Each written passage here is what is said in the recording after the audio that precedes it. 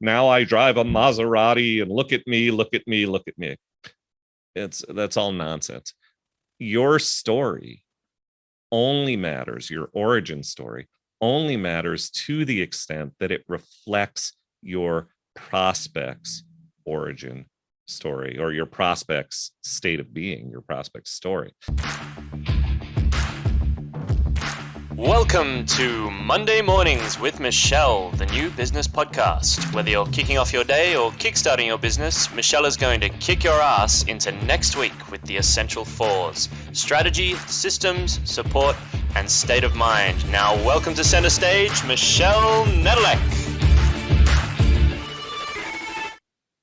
Hey there, peeps. This is Michelle Nedelec, and I am super glad that you're here with us today because I am here with my most amazing guest, Tom. Tom, thank you so much for being here with us today. Thanks, Michelle.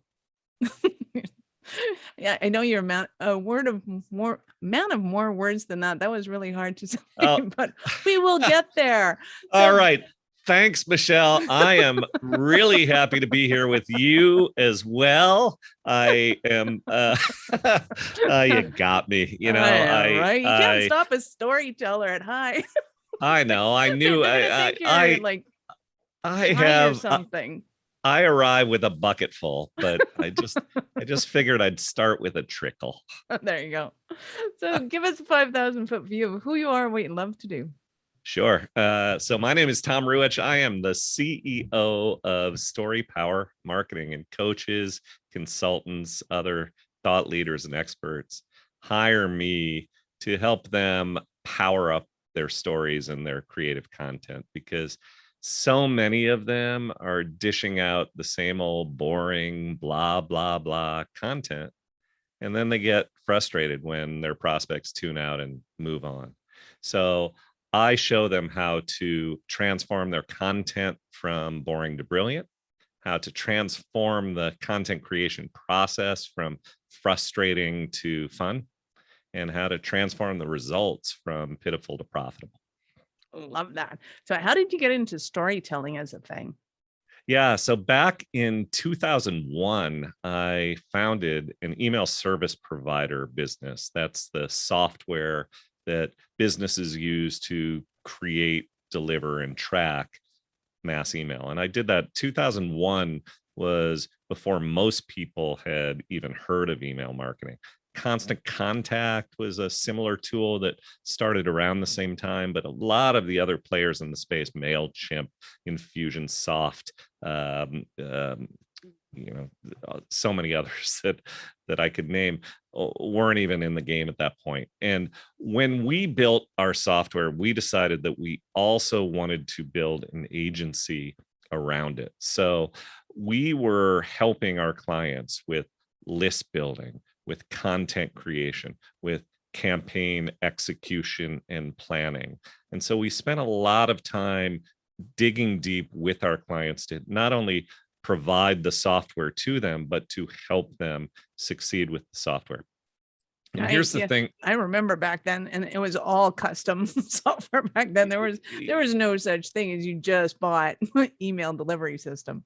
Yeah. And so we were really pioneers in the space. Mm-hmm. We were at it very, very early. And the tool that we built back in 2001, it was really similar to what you get today. Upload a list, create content in a web editor that felt very much like a word processor, and press send, and then track who opened, who clicked, tag people based on how they acted. So we were at this game very, very early on. And the thing that we recognized over the years as we worked with clients is that business people tend to chase the latest shiny tool and tactic. And so 2 or 3 years into this, before some of these other tools I mentioned had even been invented, we began to hear email marketing is dead. You know, we've been hearing that for 20 years now. Email marketing is dead. And not so, by the way. And so people were moving on to this and that, text marketing and the latest social platforms. And they're always chasing that shiny, that holy grail of marketing, the tool, the tactic, the special tricks. And when it wouldn't work, what businesses will do is they'll move on to the next tool and tactic, or they will blame the existing tool and tactic, or even the whole channel. They'll say email doesn't work, or social media doesn't work, or direct mail doesn't work, or whatever it may be. And they won't look in the mirror and recognize that the success of your marketing campaigns depends on the content and the stories that you're putting out there. They all think that, oh, I know what I need to say. I know what I want to put out there. I just need a better tool to do it, or I need a better funnel set up to do it, or whatever. And what we came to realize over the years is that no, the businesses that are really succeeding are the ones who are not putting out the same old blah, blah, blah, boring information. It's the ones who are putting out content that's entertaining and captivating, that has personality. Sure, it has to have valuable information, but information alone is not enough. So as I worked with clients through the years with MarketVolt, my email marketing company, I came to spend more and more time working with them on powering up their content, on turning content from boring to brilliant. And when it came time for us to sell MarketVolt, which we did at the end of 2019, we merged it with a great company called Benchmark Email. When we sold the email software and the client base, I continued to work with businesses on powering up their stories, on turning content from boring to brilliant. And I did that under a new business called Story Power Marketing. Nice. I love that. And it's so true, because people get hung up on kind of the glitchy things. It's like, oh yeah, that hook worked. We're going to use that hook and we're going to use it all over the place. Oh, the 3 things that make a mistake, that's the new thing. And we're going to, it's like, right. Okay. And exactly. Yeah, exactly. And the thing about, the lists, and here are 3 tips, or here's this, or here, whatever it may be, is if you Google some topic, some subject, you're going to find that content 1,000 times over. And the question for you as a business person who wants to stand out is how are you going to stand out? How are you going to stand above the noise and have people notice you more than the other 999 people who are dishing out fundamentally the same information and the same tips? You may think that you know more than the next coach or consultant, and that whatever it is you're putting out there is so brilliant and so unique. But and I don't say this to insult you, the information alone is not enough, and it's usually not so unique. So what you need to do is put some personality into it, stories, hooks, give your readers or viewers, or whatever channel it may be, a reason to know you a little better, like you a little better, trust you a little better, because all of those things, personal connection, relationship building, knowing, liking, and trusting, all of those things are the things that you build a practice on. If they don't know, like, and trust you as you do business with them, they're probably going to move on. So why aren't you doing that as they're getting to know you and decide whether to do business with you? And that's what powerful storytelling, powerful creative content is all about. Awesome. So who do you see as has the biggest issue with this? Because I could see that there's, like, stereotypically engineers are going to go, I just need to get the information out. As soon as they have the information, it's going to be great. Or you have the stereotypical kind of friendly person. It's like, well, they really need to see me in person. And once they meet me, then they'll really like me. I don't know if I can convey that in word. And there's so many of them. But is there a common factor to when people really get stuck and they don't see what's going on and what they're doing doesn't work? Sure. I mean, there are a few common factors that are at play, and in the world where I'm operating with people who really know their stuff and really provide awesome value to their clients, where they get stuck is around this idea of, how do I sell myself? How do I market myself? So it's really an interesting phenomenon that I work with a lot of people who are just brilliant at what they do and what they know and the value that they provide to their clients. But when it comes time to talk about whatever it may be, to market, they begin to feel a little bit hesitant. And and so one of the common threads is that I work with people who oftentimes are coaches helping people with mindset and things like imposter syndrome, and yet when it comes to marketing their own business, they suffer from imposter syndrome. It's a really interesting phenomenon, and I think part of that has to do with this idea that marketing, beyond providing information, selling, talking about yourself, sharing stories, lifting the veil a little bit and letting your hair down, so to speak, and showing a little personality. All that seems a little bit scary and a little bit frightening, especially when you're dealing with people who have not yet committed to you and not yet done business with you. So part of what we do is help our clients understand that, the work you do in marketing is about gift giving. It's about helping people recognize where they are, helping your prospects recognize where they can be, and helping them recognize how your product and service is the bridge that will get them there. And fundamentally, that's the story, the journey from the before to the after, via a bridge that you can provide. And if that bridge is real, if the product and service that you offer is valid, if you're not selling snake oil, then you are offering them a gift. It's not manipulative, it's not yucky and sleazy to sell, to promote, to market. It's helping meet prospects where they are, showing empathy, getting them to feel like, oh wow, this person understands me, helping show where they want to go, or reiterating or stating something they already know. I wish I could get to this place. And then describing how your products and service help get there. And if you can nail that part, which really involves discovering what your prospects are all about, then you're well on your way to delivering content that's more captivating than your competitors. Nice. So when you're talking about the stories and people giving a little bit of themselves, how did they start to draw that line between looking at something like Apple versus IBM when they started really storytelling in advertising? I think that was one of the biggest ones that everybody went, oh my God, okay, kind of gobsmacked us. We saw at that point, that is a story versus this is the technology and the thing behind it. Right.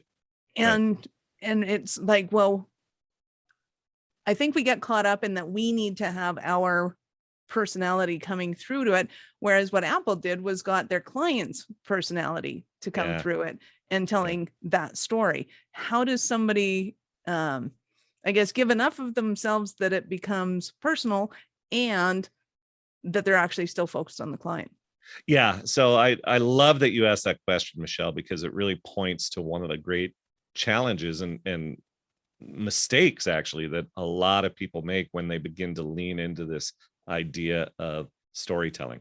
Too many storytelling experts, so-called storytelling experts, will tell you that this is all about coming up with your legendary origin story, that it's about you. I was born a young man and, I was born a young child in the hollers of Kentucky and I clawed my way out of poverty and now I drive a Maserati and look at me, look at me, look at me. That's all nonsense. Your story only matters, your origin story only matters to the extent that it reflects your prospect's origin story or your prospect's state of being, your prospect's story. So the real challenge or the real activity for storytelling and creating captivating content is discover what makes your prospects tick first. Forget about yourself. Forget about whatever the story about you may be, and just understand what makes your prospects tick. And don't get caught up in making it too complicated. Understand what's keeping them up at night, what's frustrating them, what are they afraid of, what's bothering them. Understand on the other side of the bridge, where do they want to go? What would they like to achieve? What do they dream of? What do they aspire of? What do they wish to feel? And if you can really discover the prospect's story, then you have the building blocks that you need to begin to express the stories and put the stories out there. I'll share with you a great example of what I mean by this. When I began working with an executive coach, great executive coach, who helps business owners get off the hamster wheel. And one of the things that she teaches most of her clients to do is to delegate more effectively. It's an important leadership skill. Before we began to work with her and power up her stories, she had written a blog post that read something like this: one of the most important skills that you can develop as a business owner is to delegate.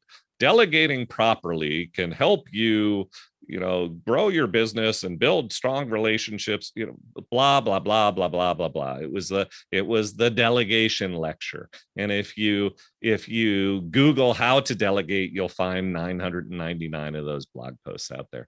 And nothing about it stood out. Nothing about it had personality. It didn't have her in the post. It was just a piece of boring blah, blah, blah content.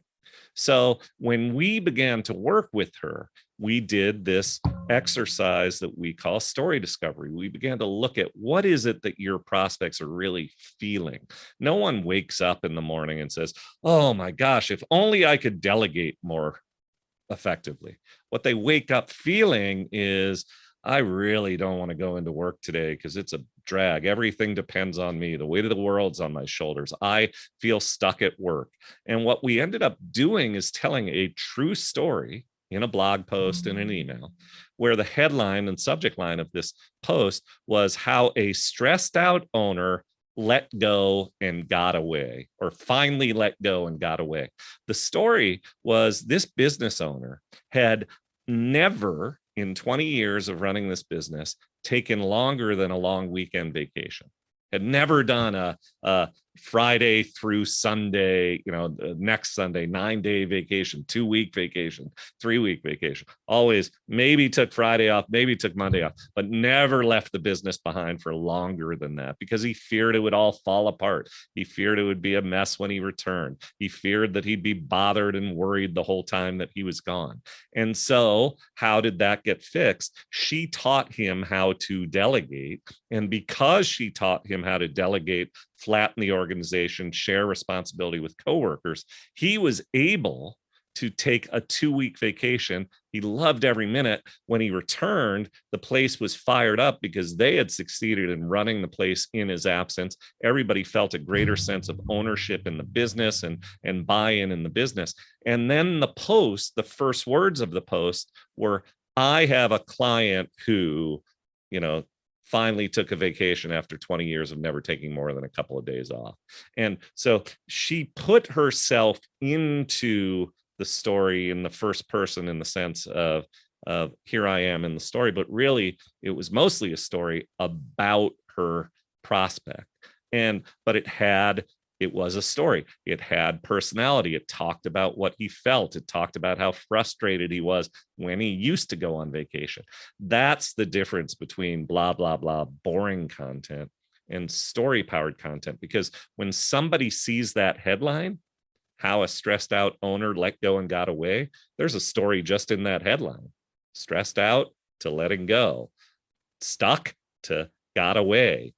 Little journey that's evoked there, and anyone she's trying to reach as a prospect is going to see that subject line and say, yeah, I'm stressed, I wish I could get away, I'm going to keep reading. Or And then they read the story. It sounds familiar. What you want to do in your content is create stories that make your prospects feel and make your prospects say, I can relate. You get me. You're somebody I think understands the journey I want to take. And then if you've really done that effectively, if you've really told effective stories, they're going to lean in and they're going to either think or say explicitly, how do we do it? How can I take that journey? And then what has happened is the prospect now is inviting you or hoping to continue and read about your products and services. No longer are you the pitchy pest. You're now the welcome guest who's explaining how you are going to guide them across that bridge. And that completely changes the sales dynamic. And for so many of my clients who, what they really want to do is serve clients. What they really want to do is just have those powerful, transforming conversations with people who are paying them to do it. And they don't want to feel like a pitchy pest. Well, when you tell stories effectively and get people into that mode of, oh yeah, you get me, you understand me, how do we do this?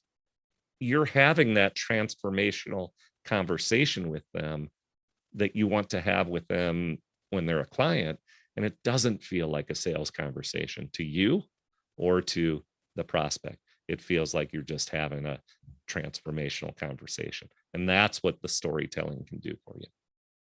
When somebody's telling stories, is there a difference between say their website, the story that they're going to tell on their website versus an email versus a blog versus a sales conversation?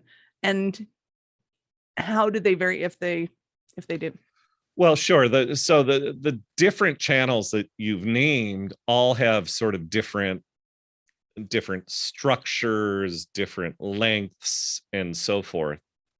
But fundamentally, you're still just trying to evoke these little before to after journeys. So I'll give you an example. A client we work for who is in the managed services technology business. And pardon me.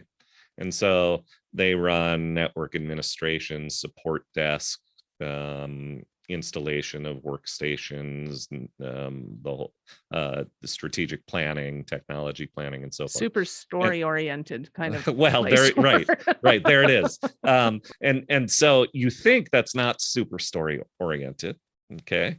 But and if you go and you look at most websites in this industry, it starts out with the blah, blah, we're Microsoft certified and Cisco certified, and we know how to install this server and that server. And, we have a help desk with 24/7 calls, and it's very feature oriented and it's very technical. Okay. But when we sat down with the client, we did, again, this story discovery. What are the journeys your prospects are going through? What are they feeling? And so what goes on the front of the page at the very top is a series of slides. And the first slide is a photograph of a businessman, I think, on the phone to his ear, looking really pissed off. I mean, frustrated. And the caption of that photo is, tired of customer support that's not there to support you when you need them most? ?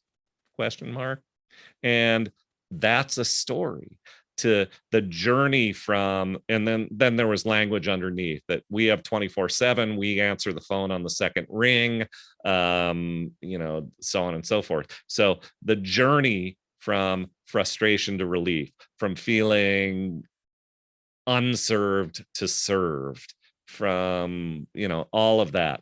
The second slide was a pair of hands dishing out $100 bills. And I think the caption was something to the effect of fed up with constantly dishing out dough for unexpected technical repairs or something like that. And so the business or the set of features that they're touting in the service is that their model is proactive. We'll come in, we'll develop a technology plan, we'll make sure that none of your technology gets obsolete, we'll get ahead of the break, as opposed to the model of you just have the company on a break fix contract. When something breaks, they come in, they say that'll be $1,500. Please, you now have a new server. And oh, by the way, the server right next to it doesn't operate well with the new server, so we're going to have to fix that too, and that's going to be another $1,800, as opposed to having a predictable plan, that certainty in budget, in budgeting, which a business owner really cares about. They don't like surprises. So from surprised to on top of it, that story. And then the third thing was a guy with his head in his hands, and something to the effect of, don't you wish that it wasn't a question of it was getting at the when versus the if of so many business owners are constantly losing sleep over the idea that their technical house of cards is going to collapse. It's all going to, they're going to be shut down for 2 days when everything breaks. And what this company is selling is, we're going to make sure that everything stays up and running and so forth. But they speak to that emotion and that journey. And so what I share that story because whether it's a website or an email or a social post, which have different forms, different lengths, so forth, you're still boiling it down to what's the point I'm trying to get across. And what you're getting across are a series of fairly simple stories. And if you can get to the stories and discover the simple stories that you wish to tell, your website will be better, your emails will be better, your social posts will be better in whatever form you're putting them out. I love it. And I think that you've been around stories for so long that it just kind of comes naturally at this point to you. So I know that people are going to have some stumbling blocks. What are people usually thinking when they're going, oh my God, Tom, I need you so badly? What are the stumbling blocks that they're going through? Well, what they're feeling is so many business people are committed to the idea of putting content out there, in part because they've just been told content is king, doing email on a regular basis helps grow your business, going out and doing social media helps grow your business, and so forth. And so a lot of business people are doing this. They're not sure how to make it work. They're not sure why. They're just doing it. And then when they do it, they are feeling stuck. They're feeling frustrated. They're suffering from writer's block. So even those who kind of understand this idea, make your content more creative and story powered and so forth, they'll sit in front of the computer and it'll be, once upon a time, now what? And I like to share a little story, go figure, about there's a guy named Eugene Schwartz, who was one of the most successful and prolific copywriters of his age. He was an ad man, a madman from the 60s, 70s, even into the 80s. And Eugene Schwartz wrote hundreds of ads, maybe thousands, that made millions of dollars, maybe billions. And he claims he never once suffered from writer's block. And I believe him. And when people would ask him, what the heck? Never suffered from writer's block, never got stuck? His answer was, well, we don't write copy, we assemble it. Copy is not written, copy is assembled. And so what he meant by that is, if you do the work up front that I described, I haven't explained the system or the process for doing it, but if you discover the stories, really know what makes your prospects tick, then what you have is a bunch of building blocks that you can assemble into whatever structure it may be, a website, a social post, an email, and so forth. Assembling content. First, gather the information, discover the story, and then assemble it into a predictable structure. That's so much easier than sitting in front of a blank screen and feeling what so many of my clients feel before they work with me, which is, I don't know where to begin. I don't know what works and what doesn't. When it does work, it feels like it's just good luck. When it doesn't work, I don't know how to fix it. It feels like it's magic. Once upon a time, now what? I'm hoping that the magical muse strikes, or that I can summon some creative unicorn from within to make this all work. It doesn't have to feel that way. It's not a matter of magic. It's not a matter of summoning a muse or a creative unicorn. It's a matter of systematically discovering the story and then systematically assembling the story. And so the feeling, back to your question, that so many of my clients and so many of the people listening or watching right now feel is content creation feels hard. I feel stuck.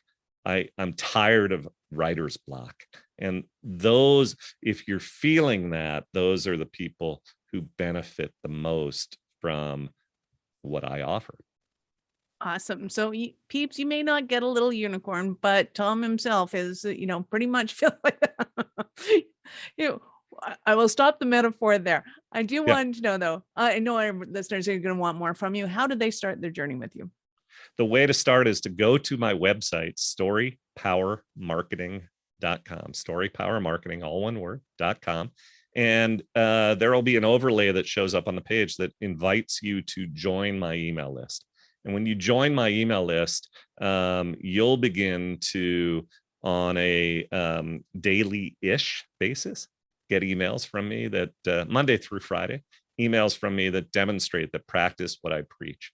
And there's also on that website a resources section where there's a short on-demand video, 3 keys to be a storytelling standout. There's some other resources that you can sign up for. And there are invitations that you'll receive very quickly if you sign up for any of those resources or for my email, that invite you to contact me directly, that invite you to schedule time with me. So I'm very accessible. I'm available to the people who are on my list. I'd be happy to talk to anybody who wants to go on this journey and learn how I might be able to help them.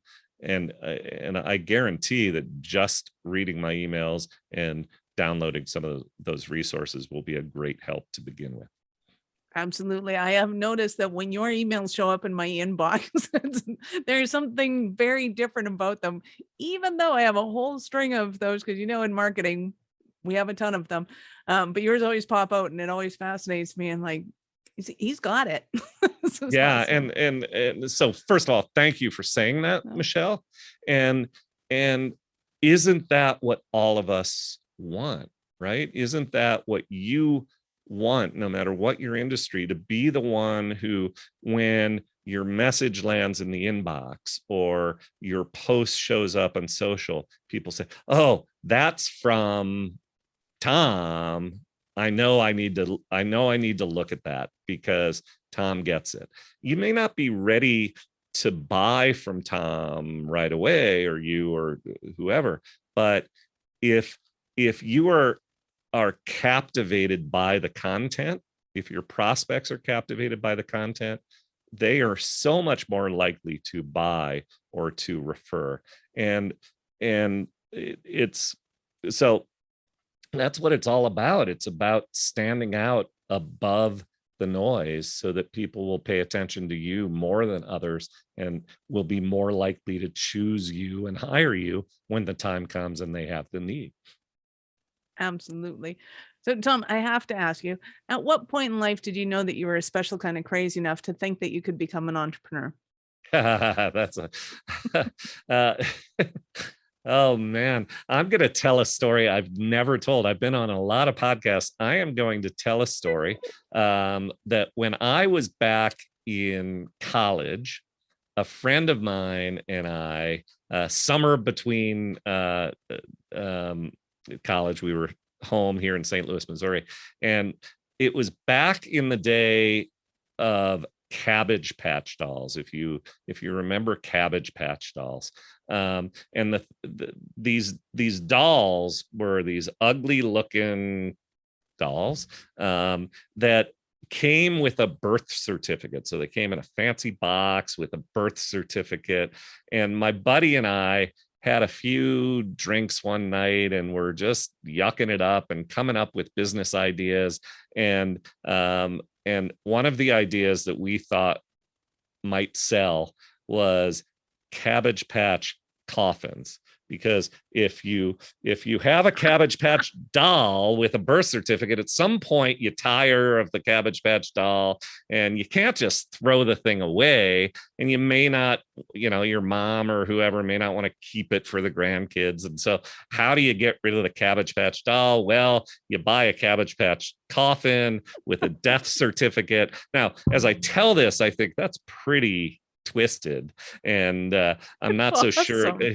We actually went so far as to compose want ads for this thing, and we never sold it. But I think that reflects, I was always bouncing business ideas around in high school and in college, and I worked in corporate media for a while as a newspaper reporter through the first 10 years of my career. But I was involved in starting companies, for real, fairly early in my career. When I was in my 20s, I began to put together companies and leave the corporate world. So I've been at this entrepreneurial thing for a little while.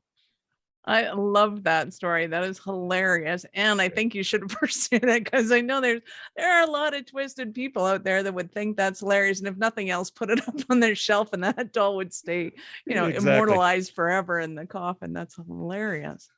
Yep. So, Tom, you are awesome. Thank you so much for your time. I know how valuable it is and I appreciate it. Michelle, thank you. I really had a blast, and after that initial trickle, you got me going. So I got you going. Any last words for our peeps? Well, again, I think one of the key themes that I shared with people is this idea of simplicity and systems. Don't get too hung up on this being some grand act of magic. Anyone can do this if they can master a few simple methods, a few simple systems. And if you're interested in learning more about that, I'd be happy to share those with you. Love it. Peeps, absolutely go check out the links there, of course, in the show notes, and you can go to awarenessstrategies.com/blog, look for Tom or stories, and you will find him. I guarantee it. Awesome. Thank you for being here, Tom. Thanks so much, Michelle. Had a blast. Peeps, this is Michelle Nedelec. I am here to help you grow and scale your business. So make sure you subscribe to the show and give us a rating. I like 5s. And if you want, just send gifts. We like those too. No, I'm kidding. We will see you next episode, helping you grow your business. Thank you for listening to our show. I'm all about being a resource center for entrepreneurs to give them the information and the support that they need to make it in business. As such, the notes for this show can be found at our website at awarenessstrategies.com/blog. Be sure to subscribe, give us a rating. I like 5 stars personally, and share with your friends.